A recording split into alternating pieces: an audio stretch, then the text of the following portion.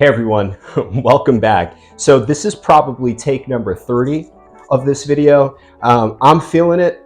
I've been drinking these two whiskeys for about an hour and a half already, trying to get the best take possible. I absolutely despise editing. I know how to use Premiere for the most part. I'm very basic with it, but I hate editing, so I try to do this all in one take. More of a stream of consciousness type of thing. But without further ado, welcome back to another one. Today I have a side-by-side comparison of Jefferson's Ocean Bourbon. And frankly, as I think about it, I think I should just drink a shit ton of whiskey before I do these videos because it actually makes it easier for me to talk. Kind of straightens my head out a little bit. But all that being said, we'll get right into it. So Jefferson's, what they'll do is they will take their whiskeys, age them in their barrels, and put them on a ship and send them out. See you later, Gilligan's Island style. Doesn't matter where they wash up is where they wash up. Just kidding, not quite like that.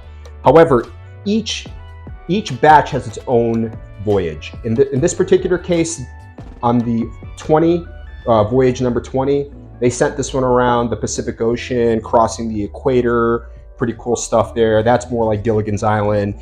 And this one took a trip around through the Caribbean, think Carnival Cruise Line. If you go on their website, you can actually see the port of call and where it goes and stuff like that. Kind of cool. One would think it's a marketing gimmick. Actually, not really. There is an actual science behind this, because when you age any whiskey, but in particular bourbon, the heat, right? The heat is what imparts those deep, rich wood notes, right? Because you need a nice hot summer to get that whiskey into the wood, into the barrel, and then when it gets cooler, it just spits it right out, right? So that's what gives it that really rich, color and taste, right? So what they decided to do was they were like, yeah, you know what? Screw it. We're going to put it on a ship and see what happens, right? Because in a regular traditional rickhouse, or where they store their barrels in a distillery, they'll rotate their barrels, right? It's to make sure that you're constantly keeping a contact, or the whiskey has surface areas making contact with the barrel, inside of the barrel. This particular case, they're like, you know what? Screw it. Put it on the ship. Wherever it goes, motion of the ocean, right? How many times have I ever heard that one? But motion of the ocean. So we're going to get right into it. So Voyage 24, this one's brown sugar all over the place. Again, I've been drinking these two for the past hour. Brown sugar is probably the most key note on the nose. And going into the taste again, brown sugar, it's very light, it's very thin. I think Basil Hayden's thin. Actually, not to that extent, but it's thin. It's very light and airy, if I had to kind of put it a few other terms to it. The brown sugar is still with me.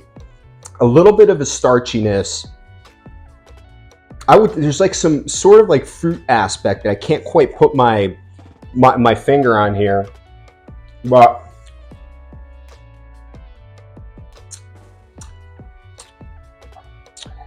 almost like a banana, like a unripened banana. Kind of like a little starchiness, like a sweet starchiness. So what I'll say is it's good. It's good. But 20 here, oh man. So voyage number 20 went through the equator, went through the Pacific Ocean. And voyage 20, man, let me tell you, deep, rich caramel. It's probably one of the better noses I've had on a whiskey. Just deep and rich. And as I go into the taste,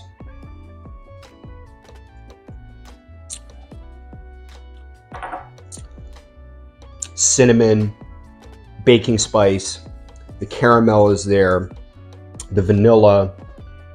It is very rich, deep, and vibrant.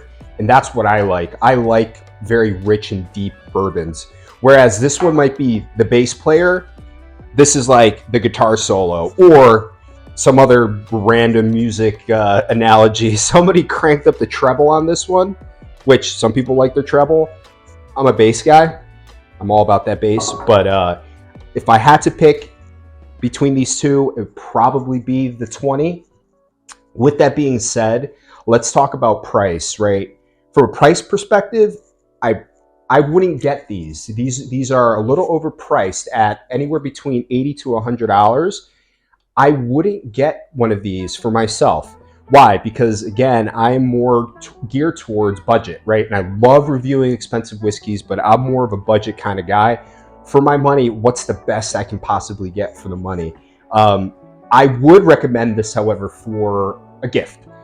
Somebody who's probably had or has a bunch of the Voyages or been collecting them since Voyage 1, and you want to get them that next voyage, by all means.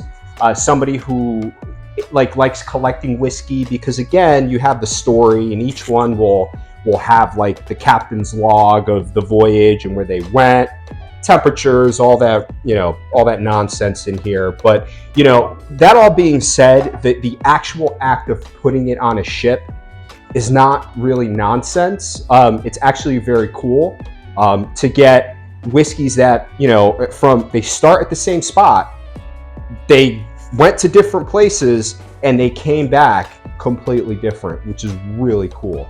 So again, highly recommend the 20, the Voyage number 20. The 24, probably not my favorite, but I would still encourage you to try it if you can. So with that, I'll see you in the next one.